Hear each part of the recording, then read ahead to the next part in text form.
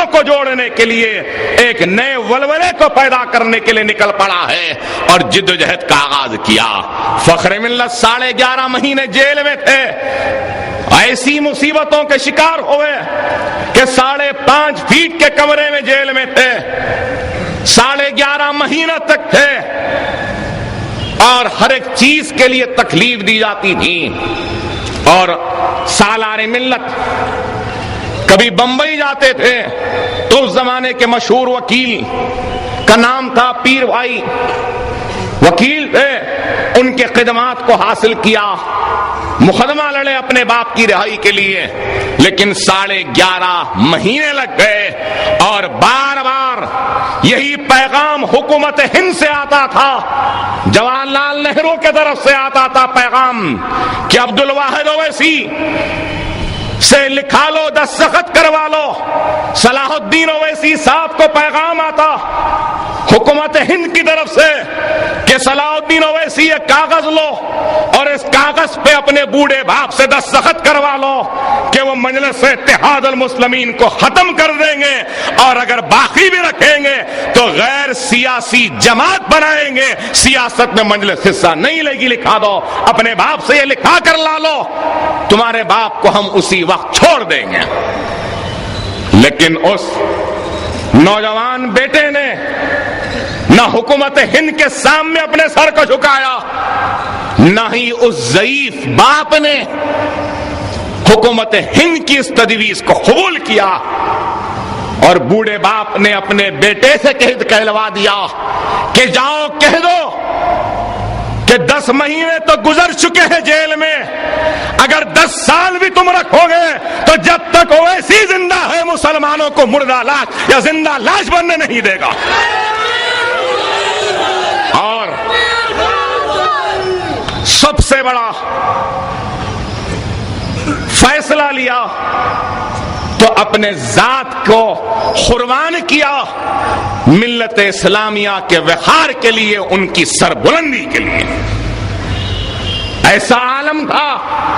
کہ مجلس کا نام لیوا کوئی نہیں تھا۔ سالار نے مجھے کہا کہ میاں تم لوگوں کو پھرنے کے لیے گاڑیاں ہیں، ارے یہ بھی ایک دور تھا شہر حیدرآباد میں جب ابتدائیاں بناتا تھا میں تو لوگ نہیں آتے تھے،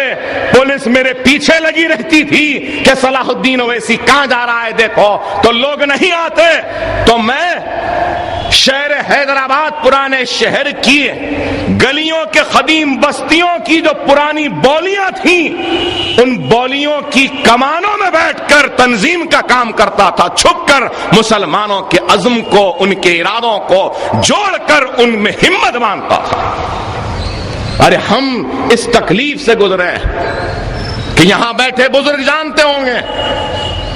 کہ سالار محترم ناٹن موٹر سائیکل پر نکل جاتے تھے، گاڑی نہیں تھی، کچھ نہیں تھا، نکل جاتے تھے ناٹن موٹر سائیکل پر، بارش ہو رہی ہے تو ناٹن موٹر سائیکل، دھوپ ہے تو ناٹن موٹر سائیکل، فسادات ہو رہے ہیں تو ناٹن موٹر سائیکل، نظام آباد جل رہا ہے تو ناٹن موٹر سائیکل، ارے اپنی موٹر سائیکل پہ چلے جاتے۔ مجھے یاد ہے میں اور صدر محترم نے ایک وقت سالار سے کہا کہ سالار آپ کی عمر کیا ہے؟ واجپئی کو دیکھیے، آپ سے بڑی عمر ہے، کتنے بڑے بڑے لیڈر ہیں، آپ سے بڑی عمر ہے، آپ بار بار یہی کہتے ہیں کہ پیروں میں تکلیف ہے، گھٹنوں میں تکلیف ہے، چل نہیں سکتا، میاں تم لوگ جاؤ، کیوں نہیں ان کی عمر کو دیکھیے، آپ کی عمر تو کم ہے، کیوں نہیں آپ چلتے چلیے؟ تو مجھ سے اور صدر صاحب سے مسکرا کر سالار نے کہا، ارے میاں جتنی جدوجہد ہم نے کی ہے نا،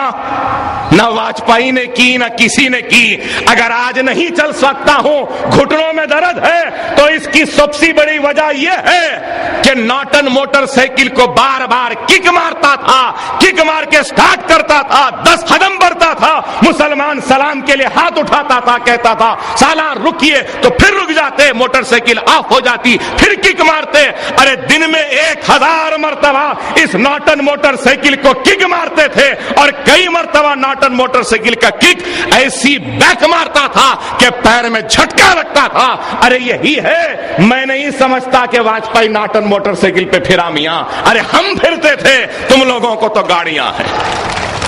ارے یہ جدوجہد تھی, یہ قوم کے لیے یہ احساس تھا, اور ہر وقت یہی احساس رہتا کہ ہم اٹھ کے کھڑے ہوں, اور بار بار یہی کہتے تھے کہ مجھے دیکھنا ہے سرزمین دکن کے مسلمانوں میں وہ عزم کو, وہ ارادے کو, اس ہمت کو کہ اپنے سروں پہ منڈلاتے ہوئے خوف کے بادلوں کو وہ خود اچک کر ہٹا سکیں. یہ میرا خواب ہے. اور سالار نے اس خواب کو حقیقت میں تبدیل کیا. تو جدوجہد کا آغاز کیا, تو نچلی سطح سے جدوجہد کا آغاز کیا. ایک ورکر بن کر جماعت کا کام کیا, ایک کارکن بن کے جماعت کا کام کیا, ایک رکن بلدیہ بن کر کام کیا, ایک رکن اسمبلی بن کے کام کیا, تو ایک صدر شعبہ تنظیم مجلس اتحاد المسلمین بن کر کام کیا, اور اس کے بعد میں پھر صدر مجلس بن کے بھی کام کیا, رکن پارلیمنٹ بن کر بھی کام کیا. اور جب رکن پارلیمنٹ بن گئے تو اس کے بعد ملت اسلامیہ کے لیے سالار محترم کے بہت بڑے کارنامے دنیا جانتی ہے, لیکن میں کہوں گا کہ سالار محترم کے زندگی کے کارناموں میں سب سے بڑا اگر کچھ کارنامہ ہے تو وہ ایک کارنامہ یہ ہے. لیکن آنے والا دارالسلام کو نہ ایم پی صاحب کا لیٹر مانگتا تھا, نہ ہم ایم ایل ایز کا مانگتا تھا.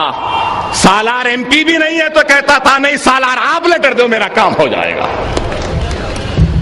ارے میاں ایم ایل اے سے لو, ایم پی سے لو, تو بولتے تھے لوگ نہیں سالار ایم پی کا نہیں ہونا, ایم ایل اے کا نہیں چلتا, آپ کا لیٹر ہونا, آپ کا لیٹر دے دو. تو سالار اپنا لیٹر ایکس ایم پی لکھ کر اس پہ دیتے, وہ خوشی خوشی لیٹر لے کر چلا جاتا اور اس کا کام ہو جاتا. ارے دارالسلام میں بیٹھتے ہیں, ایک ایم پی کی ذمہ داری, ایک ایم ایل اے کی ذمہ داری کہ وہ دارالسلام کو آئے, لیکن جب تک سالار محترم بقید حیات تھے میں کہوں گا کہ ایم پی اور ایم ایل ایز وہ کاؤنسلر سے پہلے دارالسلام میں آنے والے سالار محترم ہوا کرتے تھے. کوئی دن ایسا ناگا نہیں گیا کہ جب دارالسلام نہیں آئے. دارالسلام میں آ کر ٹیلی فون کرتے تھے, کیا بات ہے ایم ایل ایز نہیں آئے, کیا بات ہے ایم پی صاحب نہیں آئے آپ کے, بولتے تھے کیا بات ہے میاں تم کہاں ہیں, مجھ سے کہتے تھے. دیر سے آئے تو بولتے تھے گھڑی دیکھ کر یہ کوئی وقت ہے, اور اس کے بعد کھڑے رہ کے کہتے تھے ارے یہ ویران دارالسلام کو 50 برس کی زندگی دے دی, اس کے بعد یہ آباد ہوا.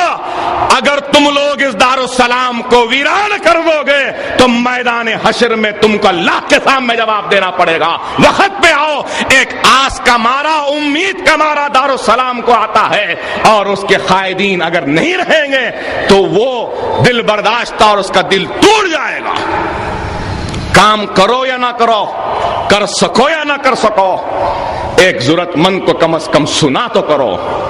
سننے کے لیے موجود تو رہا کرو. یہ سالار کہتے تھے. ارے اس طریقے سے